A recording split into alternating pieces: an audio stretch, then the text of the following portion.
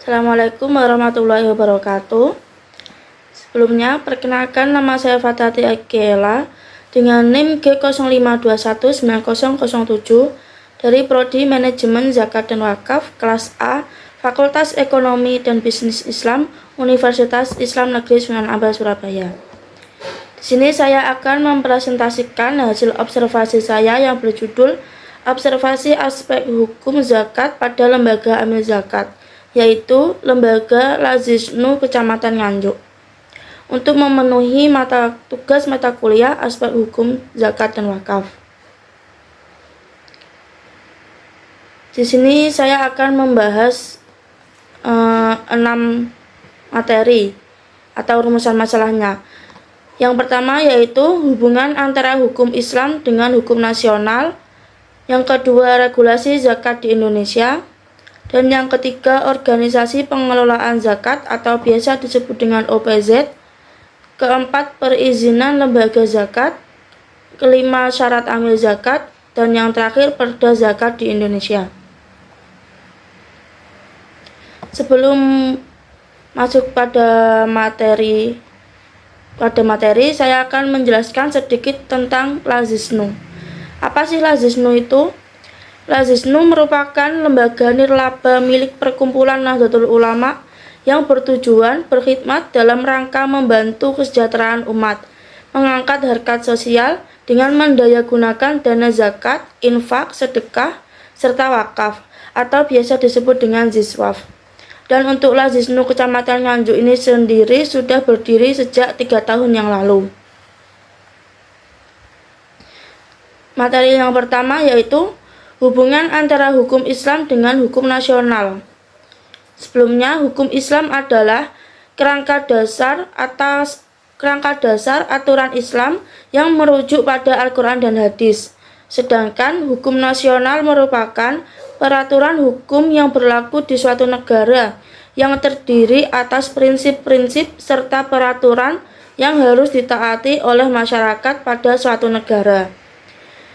Nah, dalam pengelolaan dana zakat, infak, dan sedekah di Lazisnu Kecamatan Nganjuk ini sudah sesuai dengan hukum Islam dan hukum nasional, dan secara keseluruhan baik dari pengelolaannya, pendistribusian dana zakat, dan lain-lain sudah sesuai dengan syariat Islam.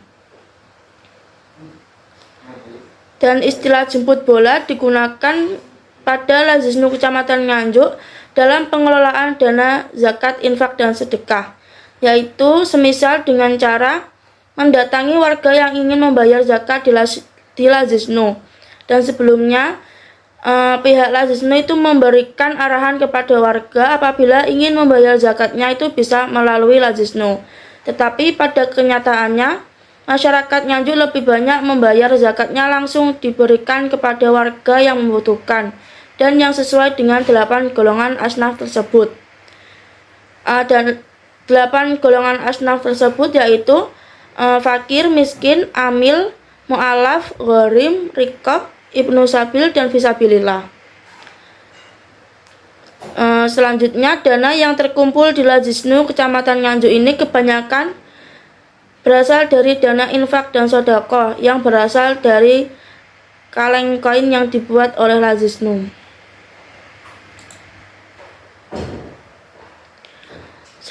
Pembahasan selanjutnya yaitu regulasi zakat di Indonesia.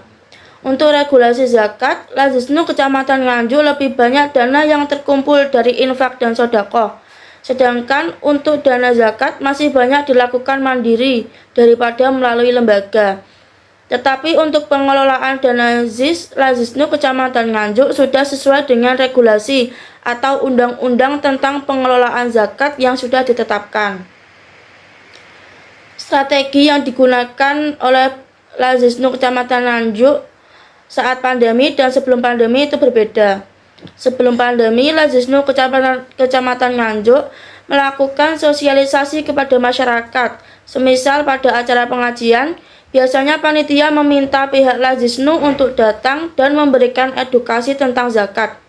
Dikarenakan masih banyak warga yang belum mengerti tentang zakat.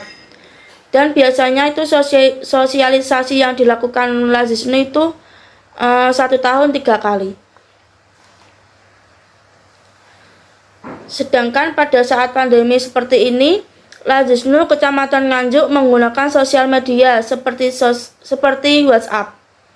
Dan pada saat pendistribusian juga tetap menggunakan protokol yang ditetapkan oleh pemerintah. Pembahasan selanjutnya yaitu Organisasi Pengelolaan Zakat atau OPZ. Sebelumnya, pengertian Organisasi Pengelolaan Zakat atau OPZ adalah organisasi yang diberi kewenangan atau ditunjuk oleh pemerintah untuk mengelola dana masyarakat. Nah, di sini saya mewawancarai salah satu dari Amil Lazisnu Kecamatan Nganjuk, dan saya menanyakan bagaimana Amil ini bisa menjadi salah satu Amil di Lazisnu Kecamatan Nganjuk. Lalu beliau menjawab, pada awalnya beliau menjadi Amil di masjid daerah rumah. Lalu suatu hari ada pemberitahuan bahwa ada sosialisasi di kantor PC dan beliau diundang untuk hadir. Setelah menghadiri sosialisasi tersebut, lalu dibentuklah lembaga Amil, dan akhirnya setiap ranting terdapat Amil di bawah naungan Lazisnu Kecamatan Nganjuk, dan beliau menjadi ketua pengelolaan zakat pada unit jaringan zakat Lazisnu tingkat masjid di daerah beliau. Salah satu syarat menjadi Amil adalah amanah. Dan insya Allah Amil di Lazisnu Kecamatan Nganjuk ini sudah amanah dalam menjalankan tugasnya. Pembahasan selanjutnya yaitu perizinan lembaga zakat. Cara mendapatkan sertifikat Amil sendiri di Lazisnu Kecamatan Nganjuk yaitu yang pertama, mengikuti sosialisasi atau diklat dari pengurus Lazisnu Pusat. Setelah melakukan sosialisasi, para Amil melakukan tes. Setelah melakukan tes, dilakukanlah pelantikan. Nah, sertifikat Amil sendiri itu didapatkan dengan cara ditunjuk langsung oleh Lazisnu sendiri. Di daerah Nganjuk ini masih banyak Amil yang belum bersertifikat, seperti Amil pada saat bulan Ramadan yang ada di masjid. Karena Amil tersebut dipilih langsung oleh warga sekitar atau dari takmir masjid sendiri. Sebenarnya di Lazisnu Kecamatan dan Pusat sudah mengarahkan bahwa setiap Amil yang mengelola zakat di bulan Ramadan itu harus bersertifikat. Biasanya disebut dengan UPIS. Pembahasan yang kelima yaitu syarat Amil zakat. Syarat menjadi Amil pada Lazisnu Kecamatan Nganjuk yaitu salah satunya harus mengetahui ilmu tentang zakat. Karena sebelum menjadi Amil, Amil tersebut dites terlebih dahulu mengenai zakat. Apabila tidak lolos, ya tidak bisa menjadi Amil.